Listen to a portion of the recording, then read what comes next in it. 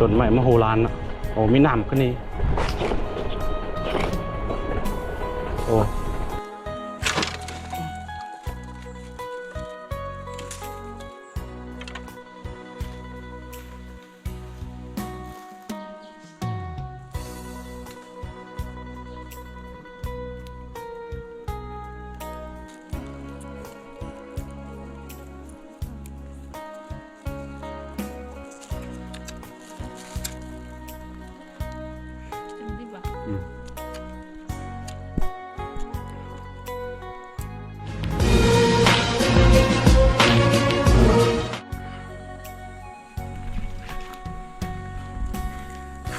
สบายดีแล้วก็สวัสดีทุกคนนี่จะนะครับเข้าสู่ช่องอาคาน้อยมื้อนี้เฮาสิไปผจญภัยในป่ากันเด้อในสิพาแม่ม่านนี่ไปหลังจากที่บ่ได้ไปแบบว่าเป็นเดือนเนาะเงินมาหลายๆยังบวกกับเฮาเจ็บเขี้ยวเด้ในระหว่างทางเฮาก็เก็บเอามะม่วงป่าเนาะเขาเรียกมะม่วงอย่างว่าตัวนี้นะมะม่วงตัวนี้มันจะใหญ่ได้3นี่แล้วก็เวลาสุกมาจะเหลืองๆเนาะนี่ต้นของมันบักใหญ่มันเกิดขึ้นเองตามธรรมชาติได้พี่น้องเด้อนี่คือมะม่วงตัวน้อยๆแล้วก็เรื่องๆอ่ะนะเราก็จะมีแกนมันใหญ่ๆเนาะตัวนี้คือมะม่วงปลาในระหว่างทางเราก็เก็บมะม่วงปลากินแล้วก็สิไปลุยกันคือเราไปหาอยู่หากินนะทุกคนเนาะซิปได้มันอย่างก็เอาค่อนข้างกายเด้อตัวนี้เติมพลังกันเดี๋ยวเจอกันเนาะเอาสิไปหาอยู่หากินไปหากองปลาเอาทุกอย่างที่กินได้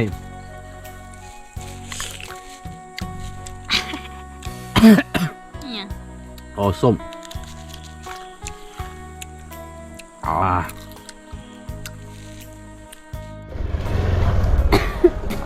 ตอนนี้เรากำลังเดินทางไปเส้นทางที่เขาจะไปเนี่ยก็คือชาวบ้านเขาทางไฮเมิดพี่น้องเลยนี่คือทีมมาของฝุ่น PM 2.5 ตอนนี้เขาเผาไปหมดแล้วคือหลายคนคนเมืองก็สงสัยว่าเป็นอย่างต้องเผานะบ่เผาได้วะชนะในข้อหมายก็คือถ้าว่าบ่เผาแบบนี้มันบ่งามเลยทุกคนปลูกมันยังบ่ขึ้นนะแล้วก็หญ้ามันก็จะตึบเนาะบ่สามารถเฮ็ดกินได้เนาะเพราะว่าส่วนหลาย 99% ที่เซาข่าวเขาอันทางไฮเนี่ยนะเขาสิปลูกข้าวเนาะสิซักข้าวไฮนะก็เลยว่าต้องได้เผาแบบนี้ถ้าบ่เผาก็บ่ได้กินเด้ก็เห็นใจอยู่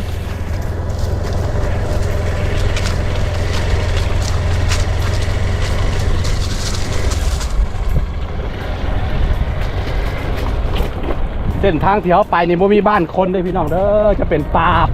ทั้งนั้นเนาะอยู่พี่นี่ถ้าว่าซาเลียต่อหัวคนนี่มันได้หลายเนาะเพราะว่าคนบ่มี มีได้ดินบ้ากว้างๆบ่มีคนอยู่อันนี้คือเส้นทางไปไฮไปสวน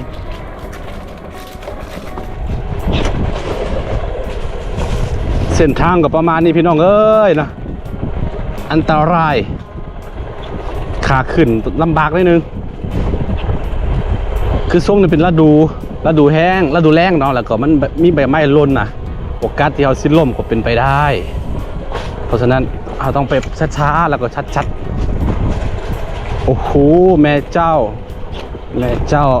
อย่ามองข้ามเส้นทางแบบนี้เด้อเพราะว่ารถด้ามเนาะรถ6 ล้อสามารถตางเข้ามา10-6 ตนได้เลย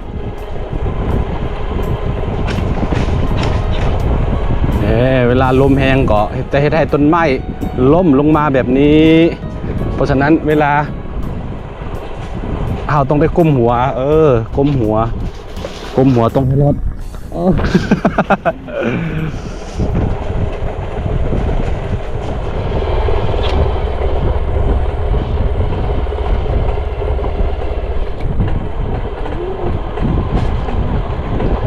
ต้นไม้มโหฬารอ่ะโอ้มีน้ำก็นี่โอ้มาใส่นี่เอามีน้ำเสือ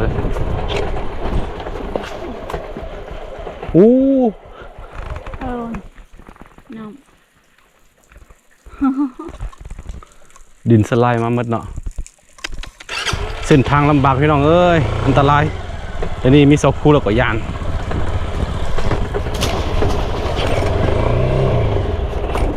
วิบากของจริงนี่นะวิบากรถคันนี้ใส่ได้คุ้มค่าสุดมอเตอร์ไซค์คันนี้เนาะเขาซื้อมาประมาณ 70,000 กว่าโอ้ตัวคุ้มค่านี่ได้ยินเสียง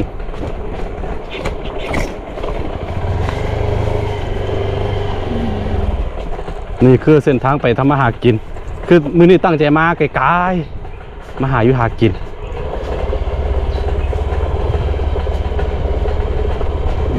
เบรกมีปัญหาบ่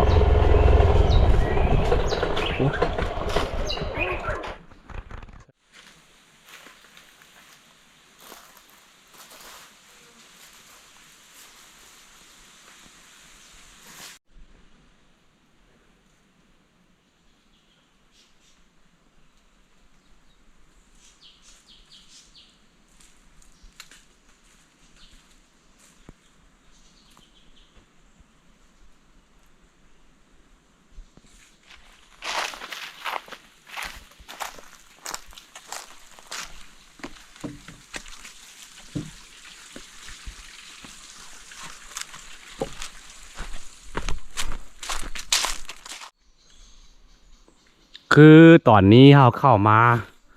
ป่าลึกๆเราพี่น้องเอ้ยนะ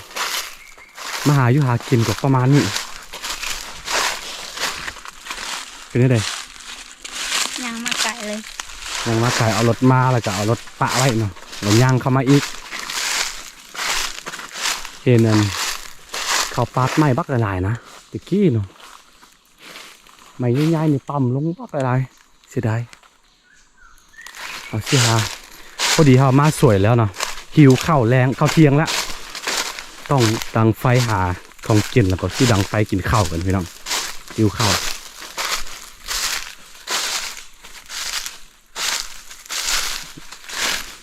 ดังไฟช่วงหน้าแรงต้องดังไฟใกล้ๆใกล้ๆน้ำเด้อว่าสั่นอันตรายโอ้ต้นไม้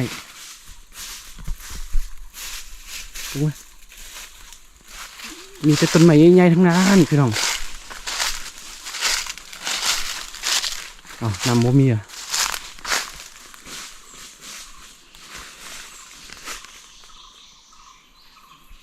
ไปเข้าไป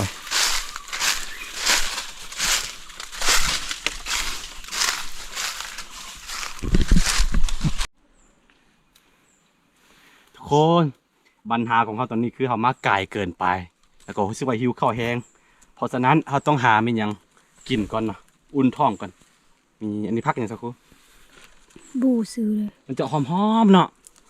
กินไข่ๆคือผักนาวผัก คือพัก ขา เนาคือพักขาเดี๋ยวบนพักเนาพักขา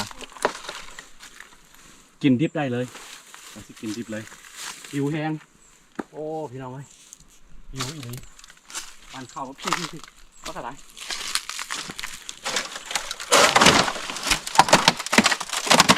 หิวแห้งนี่เอาไปเฮ็ดมันยังกินนี่แซ่บทุกคนโอ้บักกะไรเขาบอกว่าเห็นอ่ะ เอาไปเฮ็ดข้าวต้มจกฮะ โจกเนาะ ใบอันนั้นก็เก็บมาเลยบ่แก่ได้นี่ เนาะ อืม โอ้ยของแท้กับเจียวจะหน่อยหิวแห้ง เก็บมาเลย กินเว็บกระดานหัน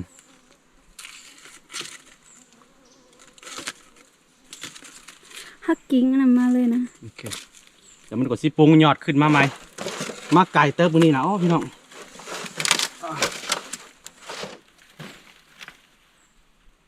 อ๋อมันล่มเนาะ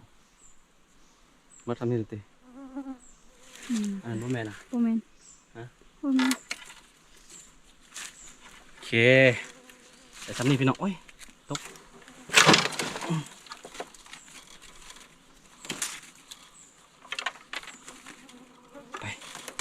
ไปกัน สิไปกินข้าวกัน กินข้าวครับอันนี้ โอ้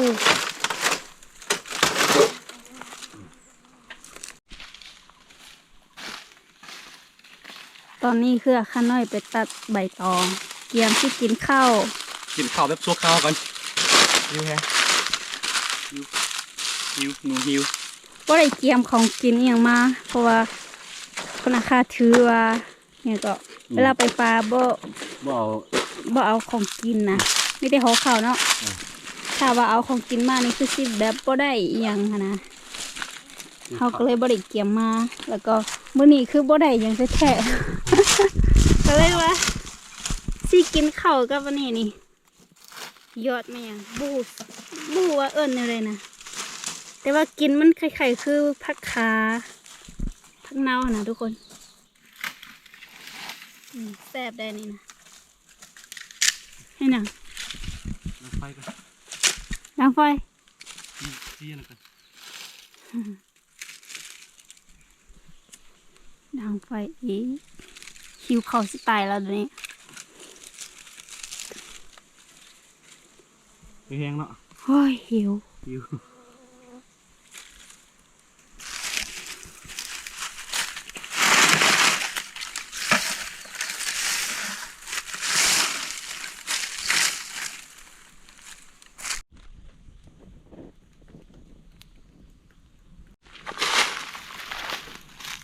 บ่ว่ากัน ได้โตหนึง นานๆทีกินหิวเขาคูหิว หาก็ได้เนาะ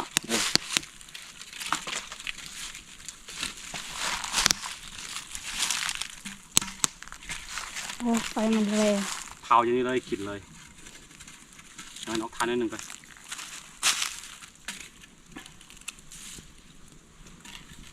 นี่กินง่ายอยู่ง่ายพี่น้องเอ้ยเวลามาปลาเนาะมื้อนี้ถือว่าเฮามาไกลนะแล้วก็มาฮอดพี่ก่อน12 โมงแล้วเนาะ อืมตอนนี้1 โมงปลายแล้วจะบอก 1 โมงปลายละ2 โมงยังละ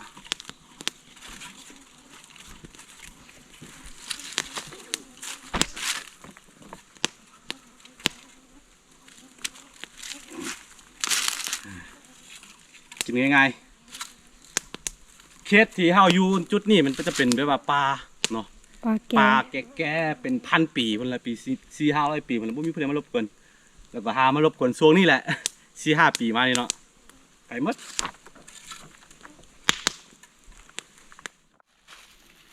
เป็นไงได หิวข้าว กินง่ายๆเด้อคนเอ้ยเนาะ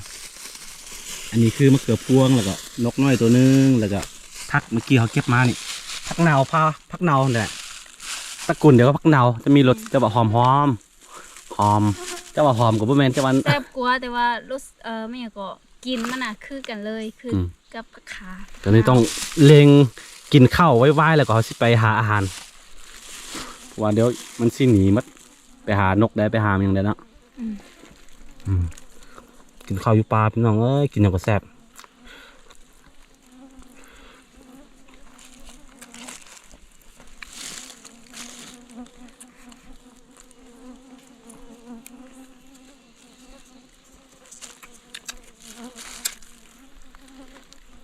จังดิบ่ะ อืม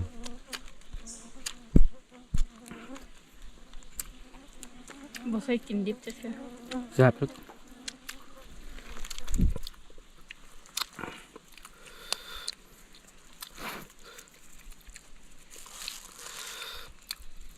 อืม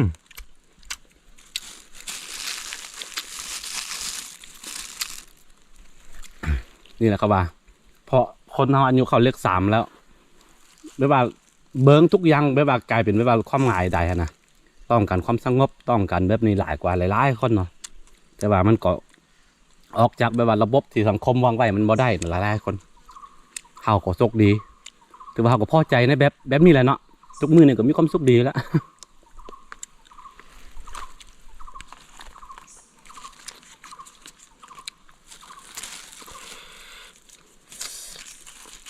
มักม่วงหมดละ โอ้ยอ่ะ โอ้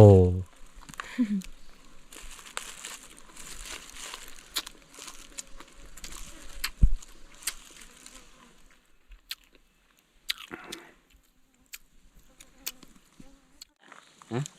ขึ้นแล้ว ยังไง แล้ว ไม่ถูกแล้ว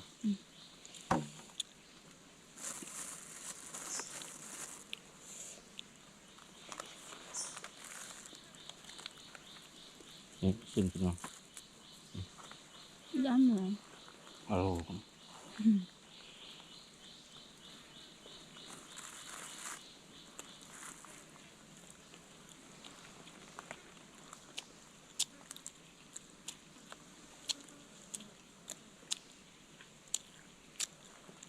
เอาหม้อแมงอยู่มั้ง มุม ยังงมสิ บ่แม่นเอามุมบุคนอ่ะมันอยู่หน้ามันตรงหัวมัน อืม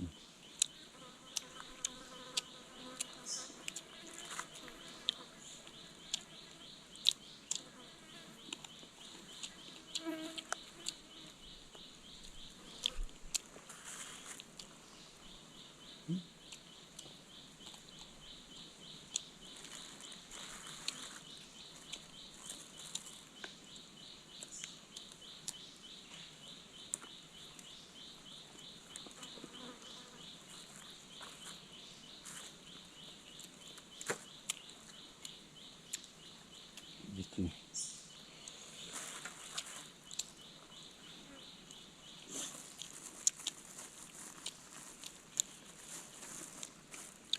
โอเคทุกคนตอนนี้คือเราก็กินข้าวเป็นที่เรียบร้อยแล้วกินข้าวแบบแสนธรรมดา กินข้าวแบบง่ายๆเลยเนาะทุกคนกินกับอหยังก็ได้ที่ว่าเฮ็ดให้เราอิ่มได้หั้นนะ คือตอนนี้คืออาคาน้อยกำลังสิไปโลป่าเนาะทุกคนแล้วส่วนเจ้าคู่เองก็สิอันนั่งท่ารอท่าอยู่นี่เพราะว่าช่วงนี้คือยังหลายบ่ได้ทุกคนขาปั้นก็เลยว่า สิรอถ่าคันหน่อยไปรอปลาอีกเนาะตอนนี้เราก็สิรอถ่าอยู่ทางนี่แหละมีแมงเอียงหลายๆทุกคนแมงมุมหุแมงเอียงหุน้อยๆนี่เราก็รอถ่าคันหน่อยจนกว่าคันหน่อยสิกลับมาเนาะเพราะว่า ช่วงนี้คือยังไกลบ่ได้อะนะเพราะว่ามันเมื่อยแฮง